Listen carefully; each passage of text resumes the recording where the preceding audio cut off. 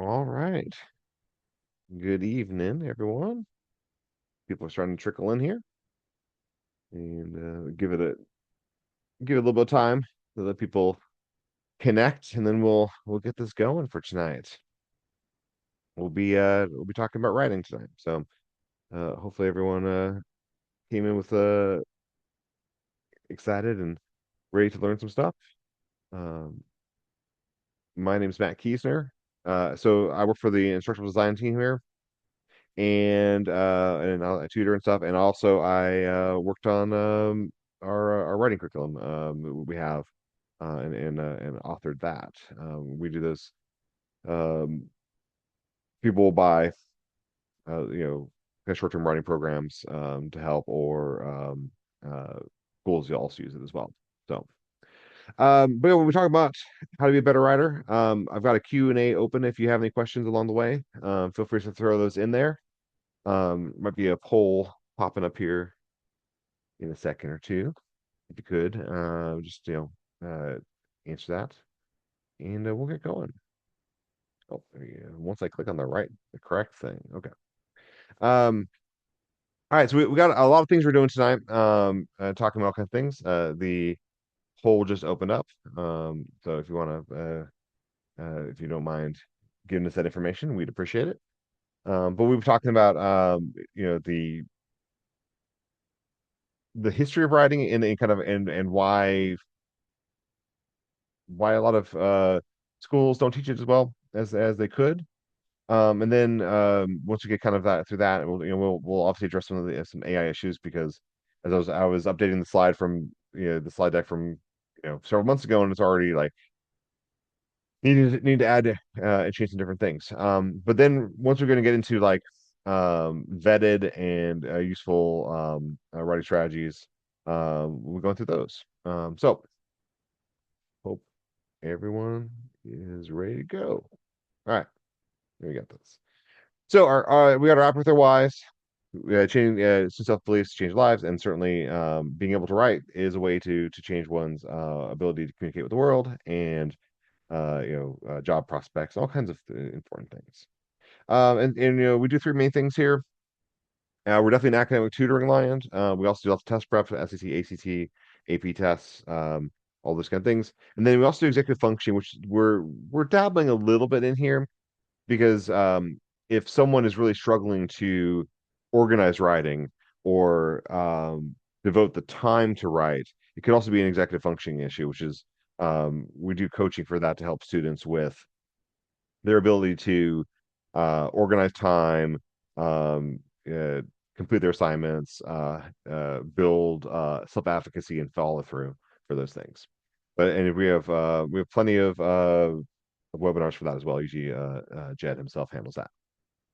So if we think about like, what writing is in education, this story, and it's probably apocryphal, so probably not true, but that um, the idea of literacy being common, because for many thousands of years it wasn't.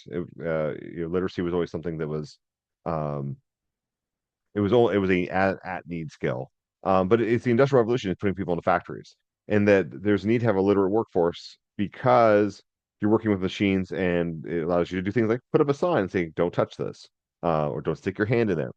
And it became a thing of needing people to be able to read, for safety, for efficiency, right? But to teach them to write, to express themselves, there's not a intrinsic factory need to have that happen. And so I think that's a big difference between you know the receiving information and then creating your own. Um, and so like, we're obviously not in the we'll pass to the Industrial Revolution thing here, but I think that this is unfortunately an area where education is lag behind in many ways. And so that we kind of wait for college to develop writing skills for lessons, and the very useful freshman writing seminar um, is kind of when most young people get their first real kind of heavy education in writing. I know that I in hindsight I feel that way about myself. Um, and obviously we need to talk about AI. I mean, so much has been changing in the last few years here. And you know, we all know what AI can do. And you probably also have like a has encountered something in the internet where it's like, oh well, like this is AI generated, right? And so like we're also seeing a stigma against this because um there is a, AI does have these patterns in a lot of its writing. And that once you start noticing them, it becomes very obvious. I'm not going to go into all those here, but there are some. I've seen some pretty interesting videos and stuff of people trying like how like the the traps of AI writing with M dashes, and not only but also kind of language. Um, and so there is this idea of you can make AI do this, right? Like there's like perfunctory more or less accurate stuff. And certainly we're not going to get away from that at any time soon. But we have to think about like it just as there is a force for to for and desire for students to use AI, there's also going to be the response from institutions about that as well. Um, and so there are some good uses for AI. Like AI can be a helpful writing assistant, right? AI can it can help a student with generating struggling to phrase an idea, right? So I'm not saying that that never using AI would be like is the path to go, but there is this there's like just making it for you, right? Kind of thing. So um fancy side here. So like it can help it can help organization and find hopefully finding correctly sourced examples and things like that, right? Using it as a research partner. Um and so like there's definitely like the pros and cons way of this, and it's nothing new. I mean, there you go. You know the same was felt in math with calculators, right? Or like to use a SAT example, we've added SAT rather than going away from graphing calculators and their power, is now embraced it, where the SAT has Desmos built in, and Desmos being a powerful graphing calculator. And so the idea is that everyone has this tool, and now it's how you can use it creatively to solve math problems. But I think it's also right, like this is not um, something where academia has decided that their students will use AI, and that in itself is fine. We're seeing trends, especially at the college level, of pushback on this. So um, lots of in-class writing assignments. And also like the old-fashioned blue book, not the SAT blue book, but literally like a lined paper and a pen, and writing in class, where the you have to present these things. And then another one that's been interesting is that like is defenses, so or oral exams, right? Which is that where you have to defend your paper, or you have to answer questions directly. um that's I had a student take a summer school class at Harvard, and they were doing this for a philosophy class. So to understand like the anyone who's like, oh, yeah, I can do this all. I mean, it can get you some of the way, but there's definitely um, barriers and stop gaps that you'll encounter trying to rely on it too heavily. So rest of the presentation not going to go heavy in the AI, but we're talking about it as if you actually want to write it for yourself, right, and improve your own skills. Um, so why is writing well a good skill, right? I mean, if you look at like um, it is a key skill for making successful careers, and it, it is something where oh sorry like knowing where being able to write allows you to do things of like you know be part of work at home environments, or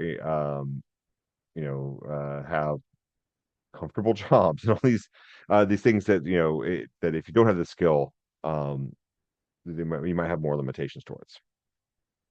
Okay, so getting into this, um, what writing is, right? And we're gonna get kind of abstract for a second. Is that writing, uh, and we're talking and specifically prose writing because we're not.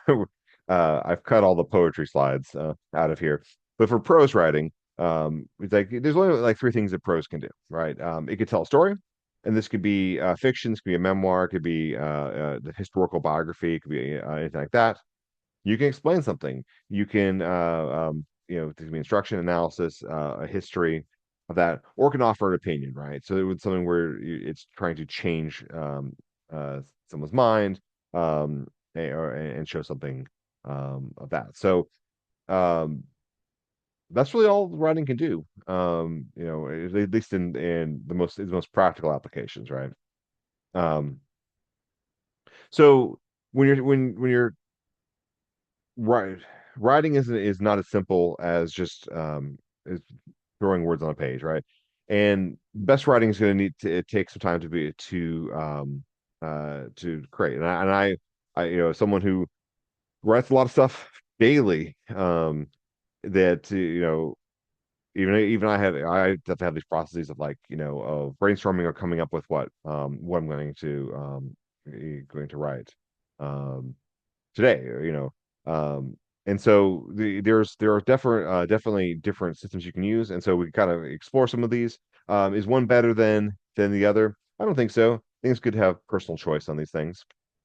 There's this idea of free writing, which is just getting out there and not really worrying about the phrasing or grammar mechanics on this. And this can be helpful for certain kinds of students who just like feel they have a lot of ideas, and then allows them um, to just you know get them somewhere, right?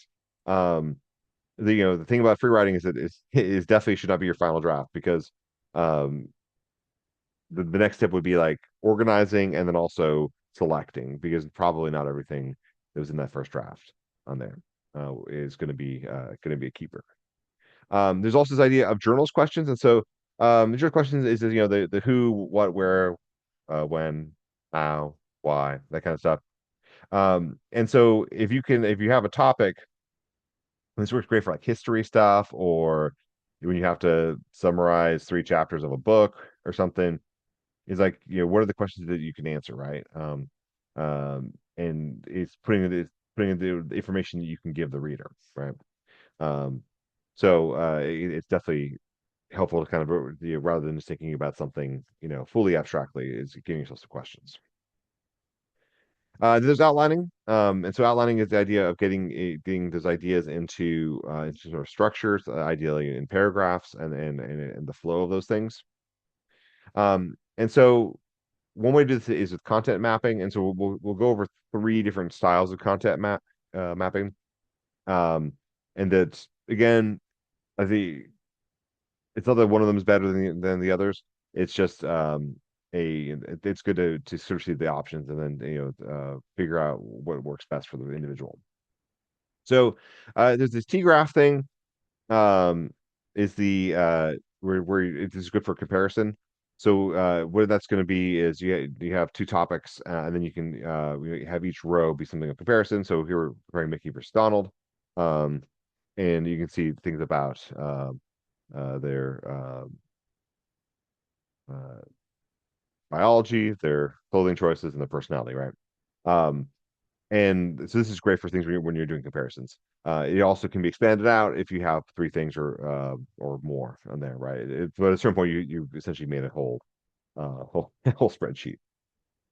And then a diagram is where you have overlapping ideas, right? And so um, it's good for other kinds of comparisons, especially more complex organizations of things, where you want to have like things that are both, or things that are only. Then you can use Venn diagrams. And then sort of related Venn diagrams, but getting less into overlap and more about relation is bubble map. So with that, you have like a core idea, and then you link things to it, right? And so it's about like saying that things are related. And like, the bubble maps of automobiles of different kinds, and then you could have it where you might have helmet, and then you would connect motorcycle and scooter, but you wouldn't connect the other ones necessarily, right? Um, and or two wheels, right? Things like that. So what good writing is it has purpose, and there's different kinds of purposes, right? So um, writing has to serve a function, right? And even the most sort of pedestrian writing on the internet is like it's doing something, right? Like it's telling you the news of the day. It's telling you how to cook the best risotto. It's explaining how do uh, change a flat tire, right? But there's a purpose to all these things, right? Um, and so for narrative, like what should the reader take away from the story, right? Like what's the main point? Is your teaching lesson is about what emotions need to be conveyed about that, right?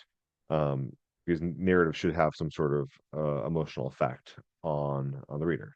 Could be, something heavy, could be funny, right? There's a lot of variety there. An analysis like what should the reader learn? So these ones like uh, the reader should be knowledgeable about this an idea as it goes in there. And then argument, what should the reader agree with, right? So that the argument ones are about um,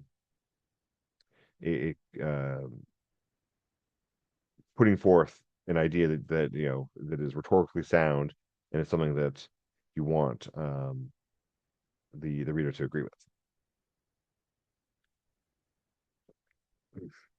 Yeah, sure. All right. So, like, when in doubt, when trying to figure out something, there are some classics for a reason. Three-prong thesis is a great way, especially when writing in some sort of limitation, be it a timed in class or an AP exam, or something like that, or just a term paper you have to finish tomorrow.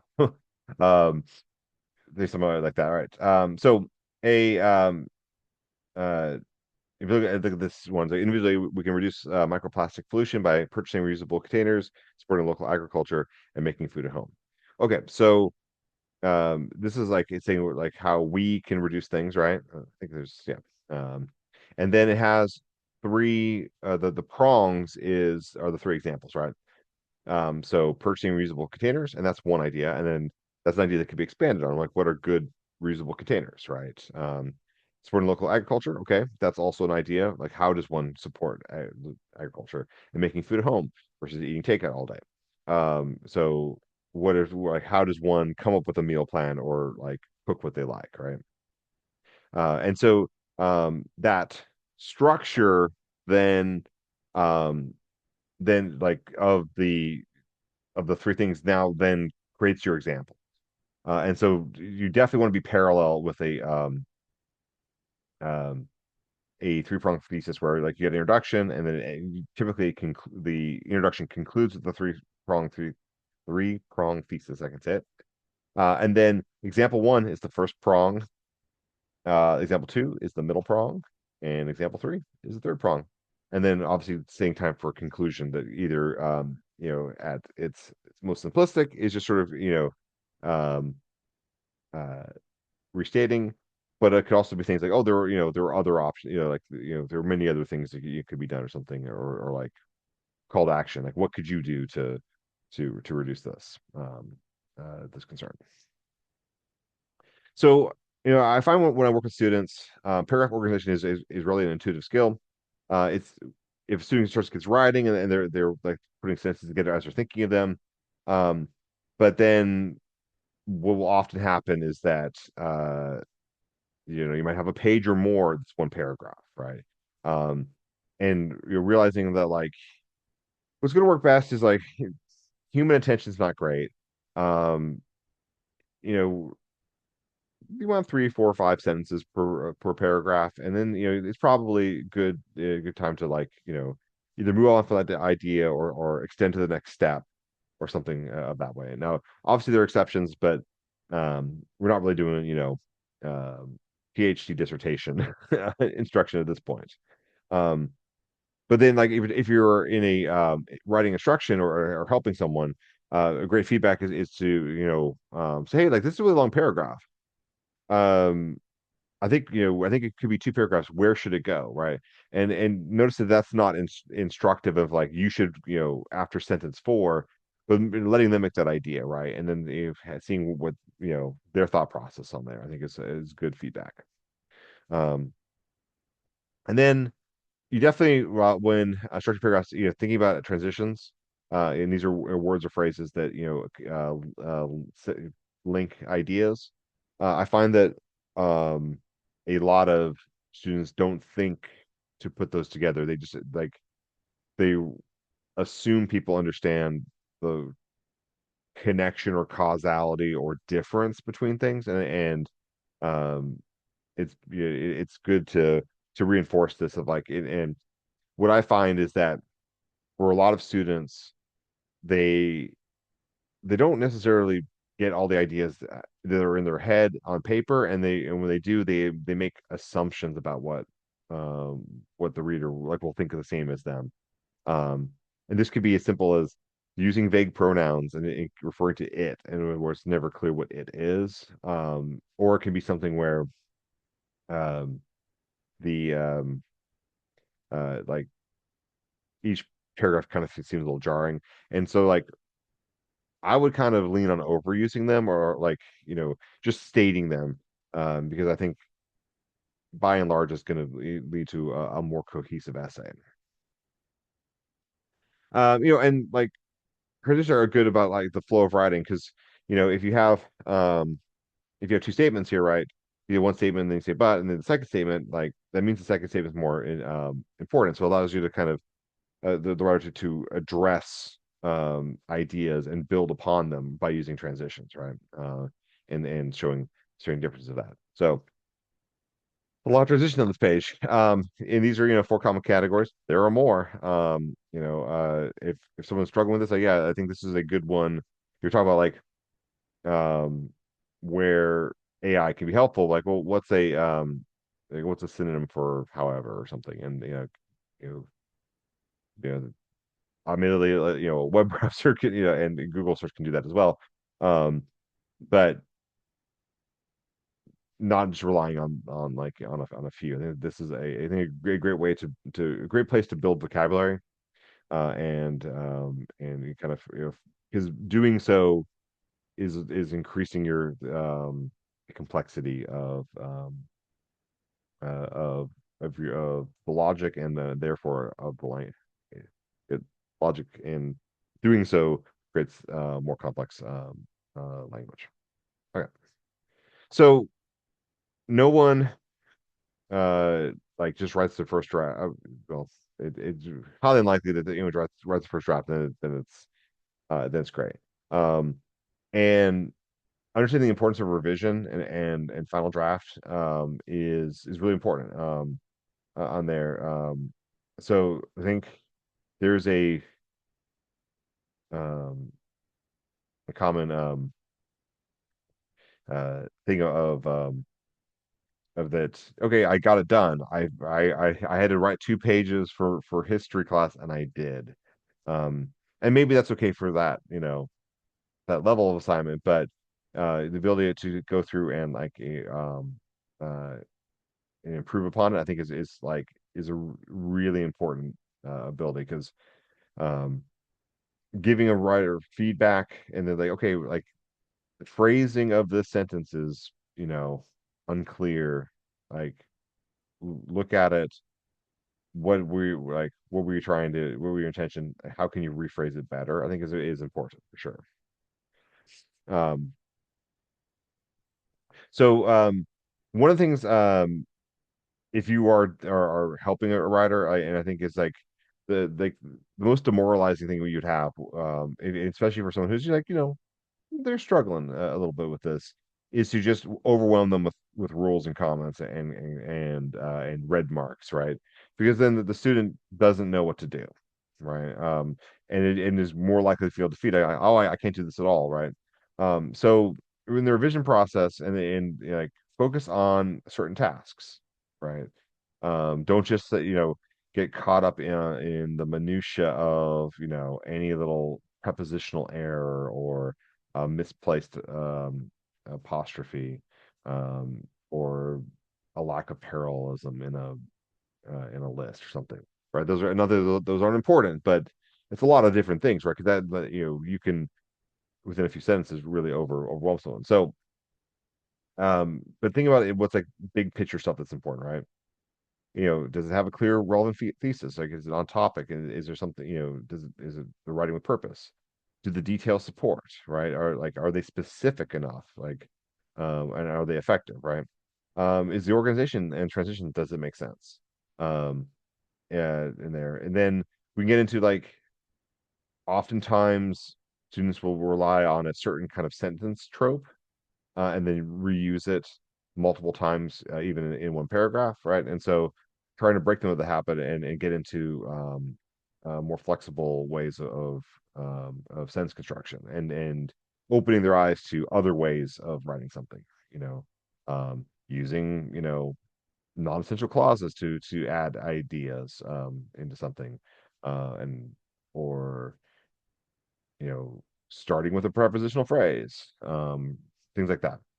And then all the word precision, like, is this like, are these the most accurate words, to describe this, right? And so for, you know, things like, like, oh, it was a weird situation. It's like, okay, maybe it was weird, but weird can mean a lot of things. Like, why was it weird? How was it weird? What specifically made it weird, right? Because weird is one of those like adjectives, just like that, it's very subjective, right? Because one person's weird is another person's, normal, right? So, teaching them, okay, like how can you describe that better rather than just relying on it's kind of simple vocabulary. And then providing beneficial feedback, because I think you know there's nothing worse than getting a bunch of feedback and it's demoralizing, right? Um, so like feedback needs to be done with good intentions. It needs to be constructive. Um, Not just pointing out, oh, you missed this. Like there should be a comma there. Um, you used the wrong version of there. Um, like, and I don't know what the sentence means. Like none of that would be constructive. Um, and so having a nurturing mentality, I think is really important to help writers. Uh, and the same thing, don't like focus on every single mistake is is going to be too much for revision, right? There's just like one thing that in the writing curriculum that I made. It's like let's see, nope, there you go. Uh, my background is wanted, but they're Applerouth guide to writing. So that like each chapter focuses on a higher order skill, and these are like big picture things, right? So main ideas, supporting evidence, organization, like, and then also a lower order skill, which things from grammar, punctuation, clauses, diction, like the more the mechanics of writing. So, um, like it doesn't focus on all things, right? So like you're trying to kind of like develop different skills. In the same way with math, like you're going to spend some time on geometry, and then you spend some on algebra, but you can't like teach all those ideas concurrently, right? Uh, it becomes overwhelming to try to learn all those things at once. And I think writing it falls in much so in the same way. So I got a Sarah Anderson cartoon here. She's talking about drawing, but I think this applies to a lot of things.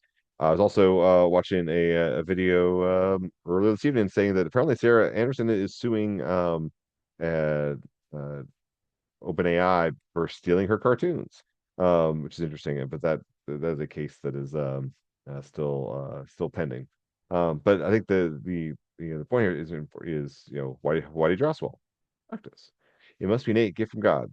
And then if people don't, they assume the talent comes from like just being a person who's an artist or a writer or an athlete or something, and not that it is a skill that you can focus your attention on it and improve, right? So we want to like do that as well. And I mean, I'll say like um for myself, like I wasn't like a precocious writer as a kid or anything. And I definitely have made mistakes, and honestly, I'm still kind of a sloppy writer. Like and write a little chaotically, like in my drafts. Um, but it's a skill that I've honed, through many different levels of education, right? And it's something that, for me, it took me a while to feel like I had a voice and something to say, right? Uh, and you know, got to the point where it's like in this millions of college, like being excited to write a paper because I was going to be able to like express something. Um, and so I think it's like understanding that journey, right, and then that practice is necessary on there. And so this goes to like we're gonna get a little more into like um abstract stuff here, but this is in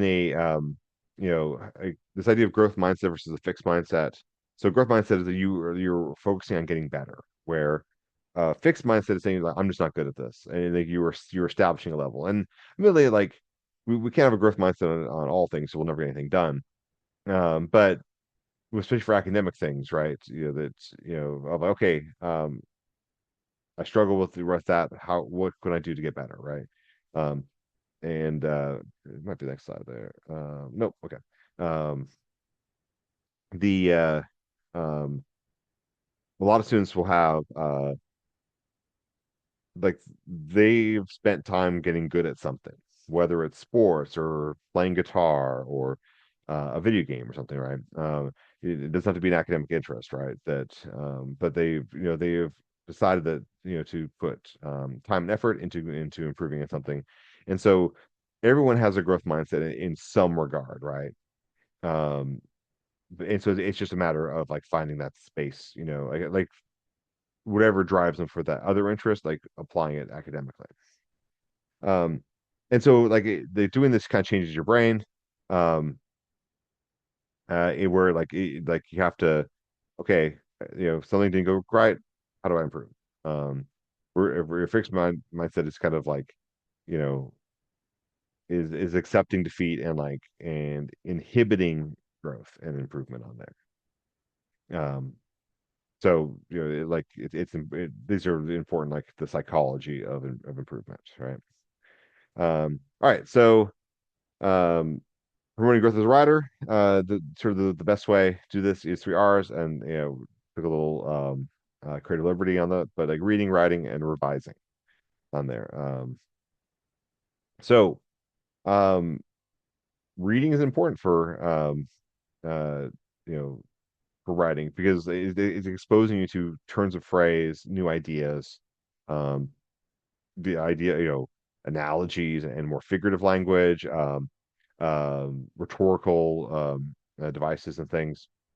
And so learn like reading, but also like learning to, because when we first start reading as like um, you know, in the earliest grades, it's just like knowing how to pronounce the words and getting an idea, and what it means is the idea there. But as we develop, we start this happens around fourth grade. Just now you're reading to learn new ideas. But as I think as you get into even older grades, it becomes like now you can read to learn how to like how like think about the construction of those words to form that idea. Like what was the author thinking about? Um, and organizing ideas. Yeah, and so it becomes more of like a meta level of these things. And I think trying to get to that um, can be really beneficial. And so part of it, there's like reading goals, right? So like as if we're educators, we can help instruct students to to think in those terms, right? I think, and it's like, why did someone write this? And you might get a snarky answer or something, but like again, it goes back to the very beginning of like what are the main ideas of what are the purpose of writing, right? So like so when you ask why, like you're trying to figure out why does someone write this, um, and then are there key ideas, and even things are like go down to the second and the last one, the board sections are hard to follow. Like, so this also is saying like there might be some struggle in understanding some things. And then like inference of like what's going to come next. All these ideas can be, it's good to kind of think think about them while like while and then after, while you're reading and then after when you're thinking about what you've just read. Um, so, and then a good way to promote growth is also to write things. And so, exploring different kinds of writing is important. So, there's lots of different forms of writing, from telling a story or a memoir to like to explaining how to do something to providing a history of something. And so, like different versions of that is definitely um, is, is going to like giving different tasks is going to help. And I think like a physical activity or something where it's just like um, uh, you're going to stretch muscles in different ways, right? And not just rely on the same repetitive action, but like build uh, make muscles move in different ways. And so one way you can do this for writing is like morning pages, where it's just like you build a habit and do it 10, 15 minutes in the morning, and then it's just you're just trying to get the writing juices flowing. Um, this can help. Um, and kind of forces a behavioral habit, which is becomes behavior. It'll be more likely to happen. Um, and then this is a go back to Twitter. We'll just call it Twitter. Um, the which is like, can you summarize something in like 180 characters? And like the reason, or like one sentence sort of um uh a really like being able to effectively summarize something quickly is like actually a pretty fundamental and somewhat difficult skill. It's a lot easier to just tell you everything that happens, which is like if you ask a 7-year-old like what they they just watch the movie, what happened, they'll explain every little scene, um and, and not actually, okay, well, what was the movie about, right? It's like seeing it as just like a sequence of actions, not like about a what the big idea is. And there's also like write a story based on image. So um, you know, like what's going on here, right? Um, we tell a story. What's the relationship between the kids? They're in the yard. What are they doing, right? And so like the idea of say, taking a visual prompt and then using that to make something creative. And then there's also these open-ended ones, so like a lot of this, we're getting into like kind of into college essay territory, which is not what we're doing today. I know we've got if that is of interest to anyone. I know we got one coming up in April. That's a big on college essay, and then also in July. Is that those are not on the book today. I got an email today about them. But if you're interested, uh, you know, those are coming up soon.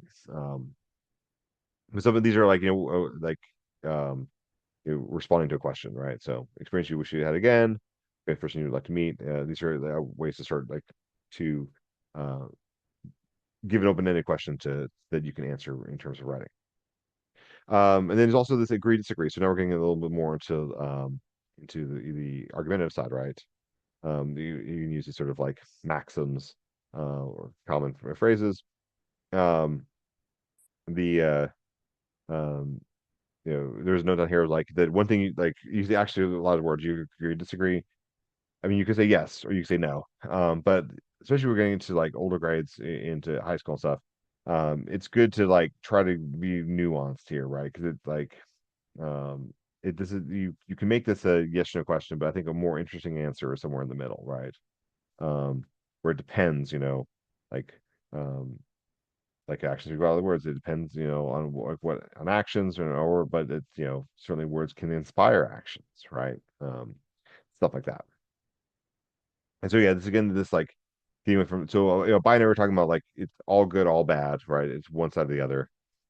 Um, and then uh, but there is obviously nuance in there, and I think it's good to explore that nuance in these things. So there, and then another useful thing is to explain how to do something, right? And this could be this is a great way to have a student put forth their interest, whatever that interest would be. Um, and it could be all kinds of things. It could be how to make some food. It could be how to beat the boss in level 3 of the game, right? Like, um, it doesn't have to be anything too serious, right? But to think about, okay, how do you, for someone who does not know how to do something, how do you teach them? Thinking of those steps is a really effective way to build skills and how to communicate to others. And then, you know, let's not forget about revision. So we did the read, we did the write, we did the revisions, bunch of slides there. You want to make sure that you're looking at back at older pieces of your of like the students looking back at older pieces of writing, or you're looking at your own writing, and then can you look back and can you, using skills you have acquired, improve upon it, right? That revision and the rethinking of things, I think, is like the is really one of the most core skills in there, and it forces students to like reevaluate and be flexible, and it's definitely good. And then getting feedback, right, and not just doing, oh, I did a revision, so we're done. Well, there's times to get uh, you know you can do revisions on revisions and get feedback, and a lot of times it can be helpful to have a student go through multiple drafts, time available and all willing. And then it's like it's okay. So like sometimes everyone gets writer's block. I dealt with it yesterday. um, but like you have to be able to push through, right? And like and uh, do things that to keep going. All right, that is me. There should be a um little final quiz here coming off. Um, what we have here is so it's getting for our high school students, we're getting into AP workshops here. So um, we got they're starting as soon as next week. You can see, so we've got about I think at the top I think what was it 11 on there. So if that applies to anyone, these are 2 hour sessions to kind of like we're at this time to it's time to start jump starting thinking about the exam. We'll probably offer final exam or final review ones of these like in like late April. But this is the tests are coming around pretty fast. So it's a good time to start thinking about that. So if you're curious about these, uh, there's a QR code you can scan on the screen there, or certainly reach out to Applerouth.com AP, or our email info@applerouth.com. We'd be happy to tell you if to help you out on that. And I know these are like, if you're like, oh, I'd love to take the physics one, but March 5th doesn't work. These are recorded, and so like they will be available um, uh, to view afterwards. If a students, they are live, but the students are able to watch them later there. So okay, well, that is me for tonight. So thank you so much, and keep writing.